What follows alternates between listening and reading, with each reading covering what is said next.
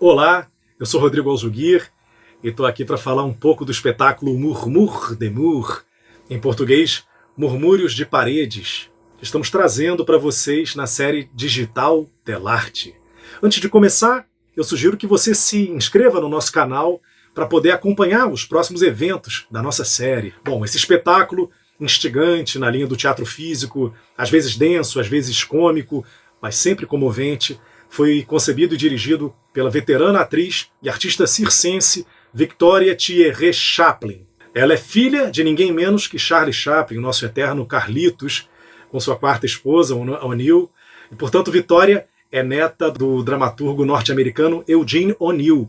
E quem estrela esse Murmures des Murs é mais uma representante dessa linhagem incrível de artistas, Aurelia Thierrée, que é atriz dançarina e acrobata, e é filha da diretora Victoria, com o ator francês Jean-Baptiste Thierrée.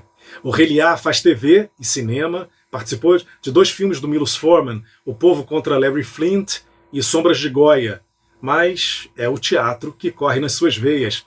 Também pudera, né? Ela começou a se apresentar nos palcos aos 3 anos, nos espetáculos circenses que os pais dirigiam, Le Cirque Imaginaire, o circo imaginário, e Le Cirque Invisible, o circo invisível.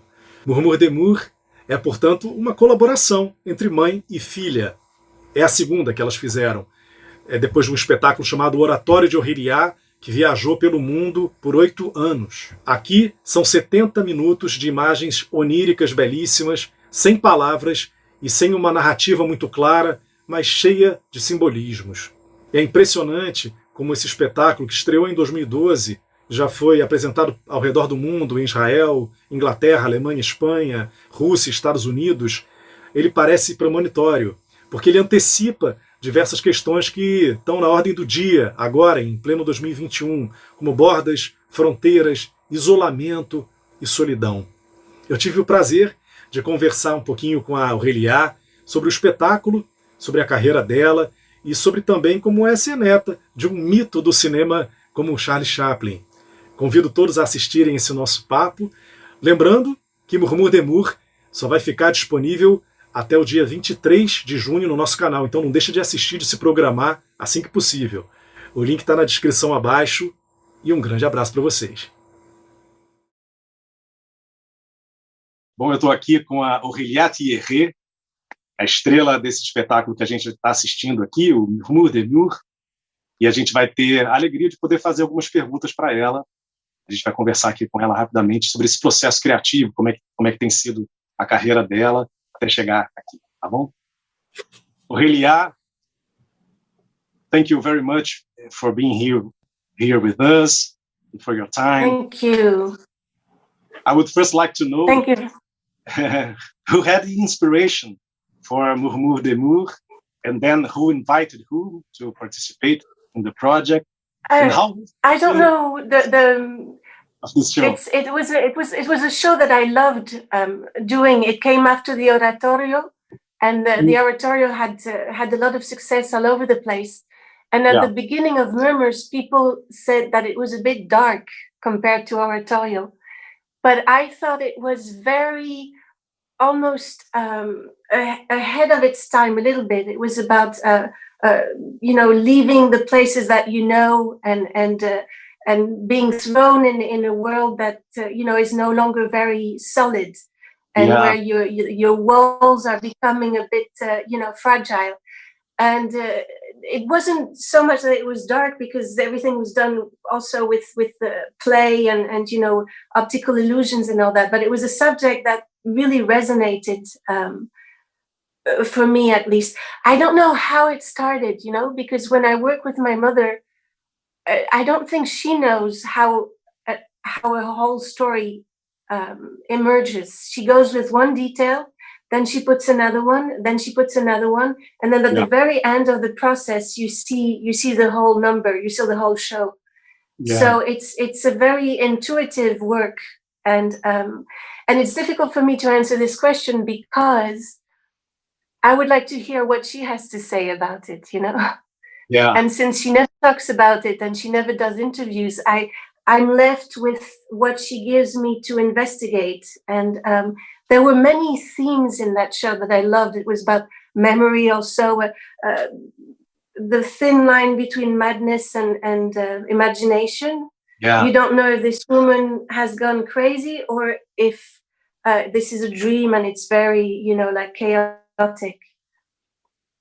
So it was interesting to juggle all these themes while doing a show that stays very entertaining and very with magical tricks and optical illusions. Yeah, and a lot of humor also, because some situations people even laugh. Huh?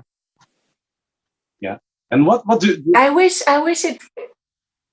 Yes, sorry. Continue. You know, you sent me a list of questions, and the questions are so perfect that I don't think they need any answer.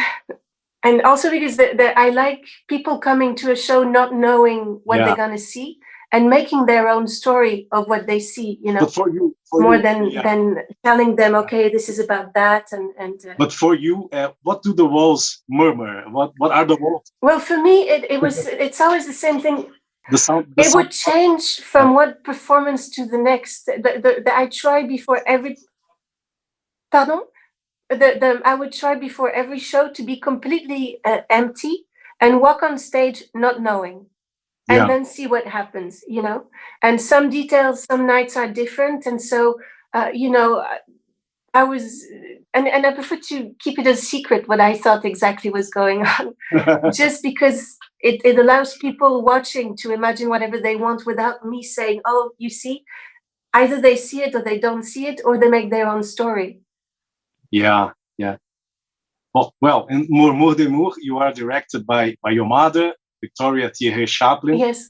And you said in an interview once, being directed by her, you suddenly realized that everything on stage were her creation, including you, because you're her daughter. Including me, yes. You have answered this question frequently, but I must ask you, what has it been like to collaborate artistically with your mother?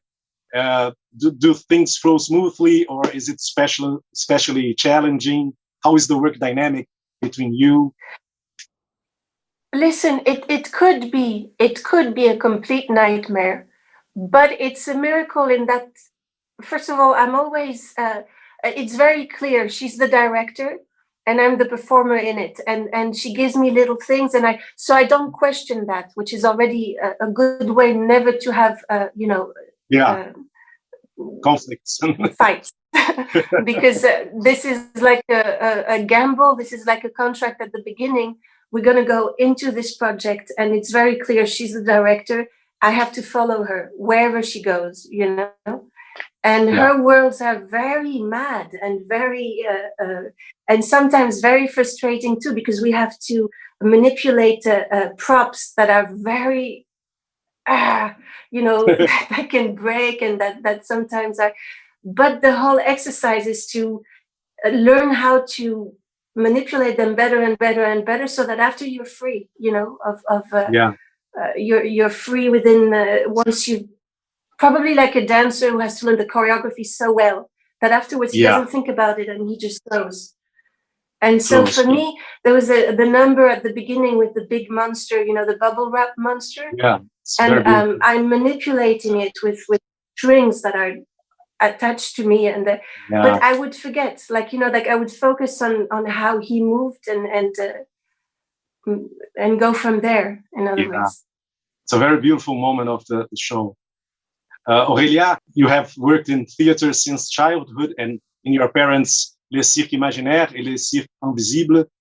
What is your most remote memory of being on stage, and what was it like to spend a good part of your childhood in theaters, in dressing rooms, always traveling? Did you ever want to have a more conventional life? Sure. You always dream of the opposite. But that came later also, you know, more like around teenage. When I was a child, I thought it was normal. I was happy because I was close to my family. And the first memory I have of stage, I think I was 3 years old, and they didn't know how to put me on stage because, you know, there wasn't anything really. So they put me in a box and they said, okay, you'll just come out of the box and run backstage. And so I was like, really, that's all I'm going to do? And they put me in the box during the intermission, and I fell asleep. So Wow. that when they got the box on stage, I was sleeping. So I climbed out very slowly, and so after that, I didn't go on stage for a little bit. But the next number, I was in a suitcase with only my legs coming out, and I was a walking suitcase. And that was a lot of fun because I could see the audience through a very small hole. Yeah. And it was very sort of, beautiful and magical to be running and to see this obscurity filled with people. It was, there were never really difficult things to do. And it was always something very warm and mysterious a little bit, And on the other hand, you had to be very disciplined because you had to do it and you had to follow but it was never very difficult to do. Yeah. You are part of a dynasty of brilliant artists. Can this be overwhelming at times, Aurelia?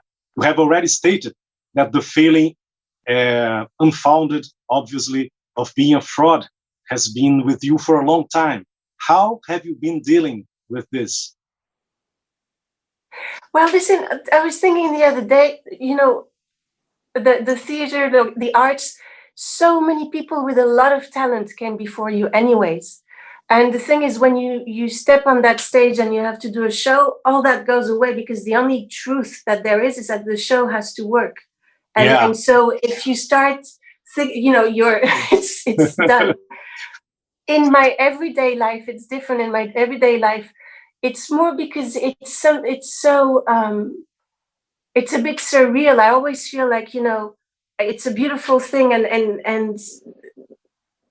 it's a bit surreal to me. That's what it is, Yeah. But I don't feel, I feel like a fraud because it's something so beautiful that it's someone that everyone, that belongs to everyone more than to his family, Yeah. And that so many people feel that he's theirs more than, So you have to. It's a bit magical and mysterious, all this. Yeah, you already said in an interview that you see yourself as a craftswoman or a detective more than an artist. Yeah. Can you tell us a little about these? Well, because the shows, I know that the shows, even the ones that don't exist anymore, like Murmures or like Oratorio, I don't think I've ever come to exactly what they were about, And they work because they continuously search. That you always have to research within them. And Vicky often says that, the minute we know how a show works, we have to move on to the next because it means that something is going to be and it's the part that I love in a way is that there's a structure that you build that's very strong and very disciplined, and yet you don't know how it's going to go. And it's that part that you don't know that is fascinating because you have to do something very rigid and very choreographed. But within that, you have to let a window open for what's not controllable, Yeah. It's what I love in theater is you can make 20 years of rehearsals and think you're ready, and something's going to happen that you're going to be it surprised you. And you have to embrace that. And not and what's your greatest pride as an artist? It's when someone who saw the show remembers it years later and writes a note, saying, "Oh, I saw this show," for me, it's the biggest pride because it means that it entered the person's imagination and it became something of theirs more than of us, Yeah. And I'm always this always makes me feel like something happened. Yeah, great. Aurelia, what is your favorite Charles Chaplin film or scene? Yes. And your favorite play by Eugene O'Neill? Listen, I think that City Lights, the end of City Lights, no matter how many times I've seen it, it always grips me. So, but all his films, the circus, there's so many. Monsieur Verdoux, even watched it again recently, and it's so amoral in a strange way. You know, all of them have something. And Eugene O'Neill,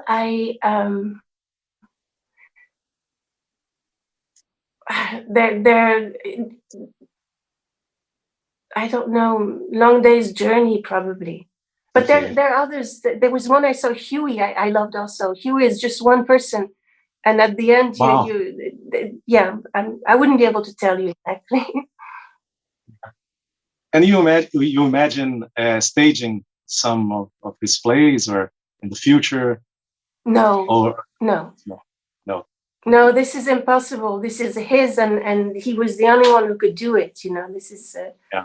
It would be. It wouldn't be. Yeah. Okay. Aurelia, oh, you mean Eugene O'Neill? Yeah. Wait. Eugene O'Neill. Yeah. Oh. Yeah. Maybe, I don't know. You never thought of it.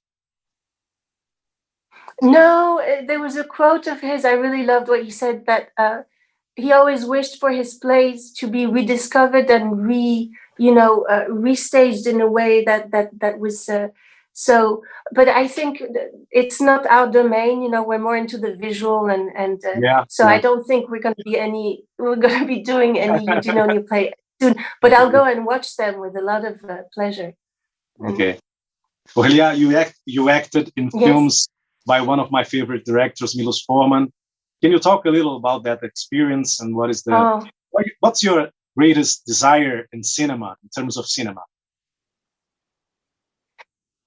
Well, it was very small, the part that I had in Milos Forman. That I worked with him twice, and it's more that I was so thrilled to be able to come, even for the shortest of time, because he was such a passionate, vibrant director, you know, that this kind of energy was anyways completely invigorating, no matter what. So, but I can't say I'm